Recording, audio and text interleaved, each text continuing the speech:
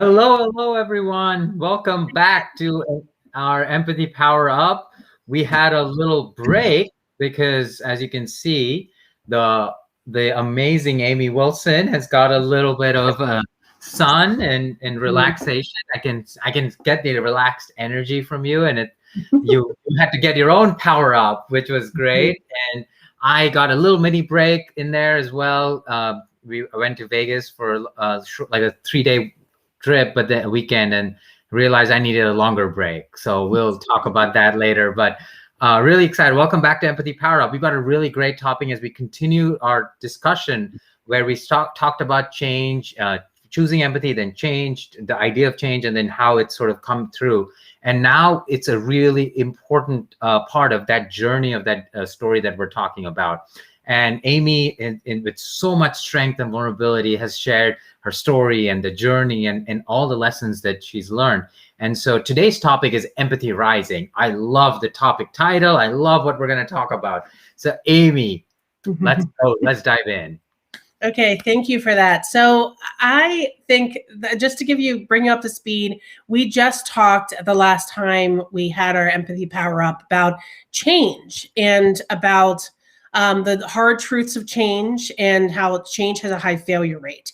And so where I ended the story was telling the story of how in a lot of ways, the work that we did with innovation.gov and the Better Government movement, it didn't stick, it didn't last for various reasons, right? Like because it didn't align with the new mission and vision of the organization, but also at the same time, it felt almost like a hostile takeover, and it really affected me. So in my final days as a presidential innovation fellow, I decided there and then that I'm like, you know what? I've been working nights and weekends, caring so deeply about this, building this and cultivating this relationship and this whole movement around building a better government that at the end of the day, I was just like, I'm going to take a sabbatical. I'm going to take this mid-career sabbatical in 2019. So actually it was at the end of 2018 when I started taking the sabbatical around the holidays. And so all of 2019, I was like, I don't have a plan, which was scary for a lot of reasons, but a lot of people were more scared about it than I, because I was excited. But not only was I taking the time off to kind of rethink things, but I also needed space away from the work culture. I needed to process the trauma and PTSD from the experience. And the further I got away from the White House and the people I was working with, I learned about how to create more lasting change. And halfway through that year, I started writing my book. So I started off with wanting to explore my powers of empathy, being an empath and a highly sensitive person, because honestly, like I had hidden that for so long because I was like, oh, it's not valued in this culture. So I wanted to dive deeper and to get to my core. And then I also knew that a part of my identity was about being a change agent and being somebody who inspires other people to take action. So I also had seen that this change that I was hoping to see and many others were seeing is not happening fast enough. So the questioning and research that I did, I just started digesting all this information, started doing my own soul searching. The research and questioning I did like really helped make me understand what's missing and stopping us from forward progress, which is at the end of the day, empathy. And that's why I call it Empathy Rising, because at the beginning of the journey, I talked about how I didn't feel like empathy was a strength for me and something that people cared about or needed in the world, to this point where I'm like, no, this is the thing that we need. And that book that I started writing was the book that I launched several months ago called Empathy for Change: How to Create a More Understanding World. And so several people, since I put it out, it's a very vulnerable place to be to launch a book. And people have called it the New Culture Change Handbook. And I think it speaks to this moment in time. And I wanted to just say, to kick this off, and love to hear what you have to say, Kevin, is the idea of this I have like a paragraph or two that I like to say in the introduction that I think sets this in a great way. So first of all, I say that although we're wired as humans to connect, we haven't been socialized or trained to cultivate empathy. For a long time, it has been generally accepted that some of us are inherently more empathetic than others, but new scientific and neurological research argues we can train our brains to be more empathetic. And others observe empathy is also a choice. But one thing is for certain, whether empathy is a skill to be acquired or a choice to be made, our future depends on our ability to harness it within ourselves and change for the better. So much in the message in your book resonating with my mission that I started, and sort of like the zeitgeist that brought us together, like the moment, like you're saying, the empathy rising moment. Very similar story for me, where I was in this space where I am working on products with the intention, positive intent, building products for the police, body cameras and software services to help protect life. But then I see that after George Floyd was murdered, the next trading day, the company's stock hits an all-time high, and I become wealthier. And that was a moment. Wait, I like, even though we're driving with positive intent, the impact is negative. And then I was dealing through a lot of stuff, depression because of gaslighting and toxicity that I was facing, and the bullying and abuse I was facing in my work, from my manager at that time. And so for me, I resigned. I gave up a $15 million pay package, and I didn't have a job or a plan, just like you didn't have a plan. And I was happy. I was excited. I was optimistic. In that moment, and that was in June. It was 1 year ago. This week, it's been 1 year of that moment.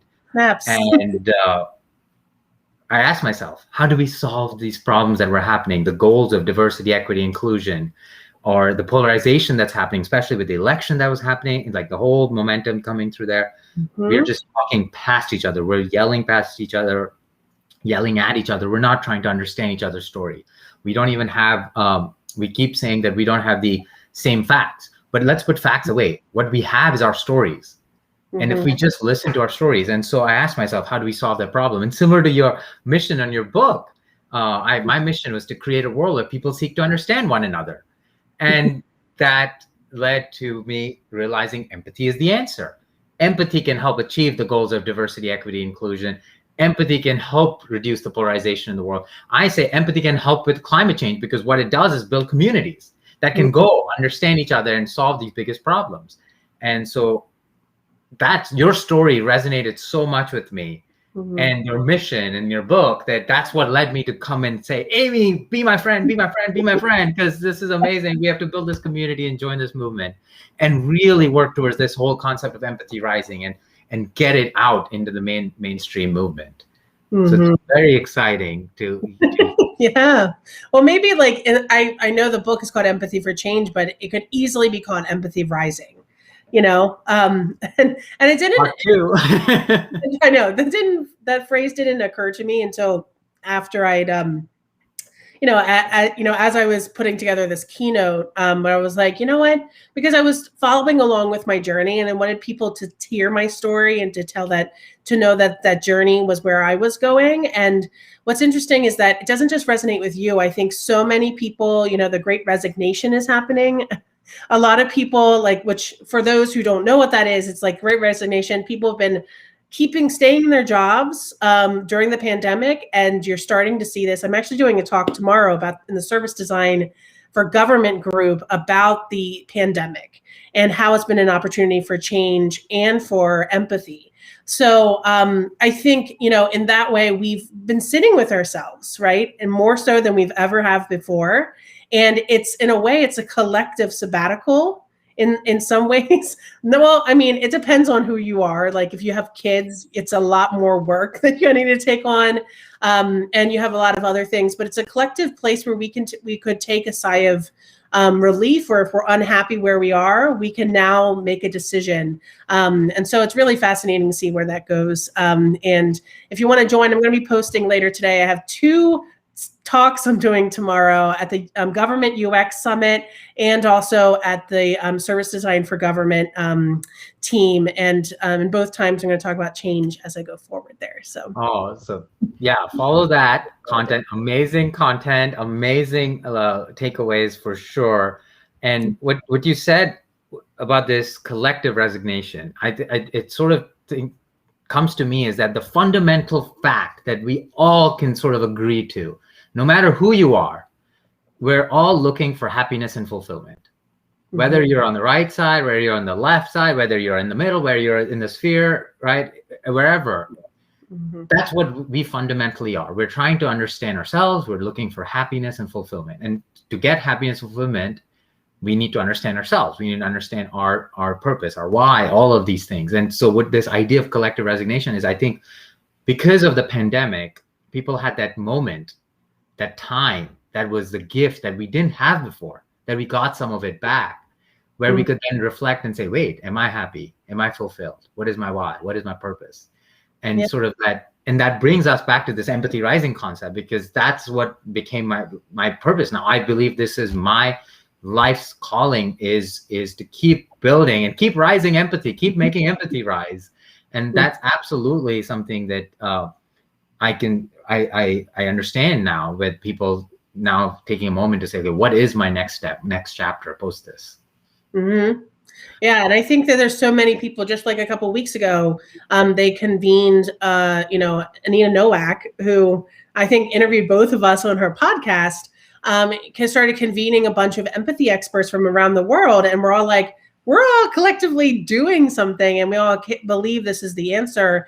How do we work together? How do we engage? And I saw Edwin Rutsch did post on our link about empathy circles. So I highly recommend taking the empathy circles training, and kind of it gives you the tools to help you listen to each other and listen to yourself as well. That's something that's really great. And so I think that's what it is. It's like, it's about collaboration. And the thing that I love, to tell you the truth, this is totally unscripted here, but something I really love about this kind of empathy movement and work that we're doing is the fact that, you know what, I have empathy, you have empathy. So every person that I work with is probably not going to be a jerk. And if they're a jerk, I can call them out on it, being like, you know what, I'm having a little empathy here. And like, they probably know a lot about themselves, to tell you the truth as well.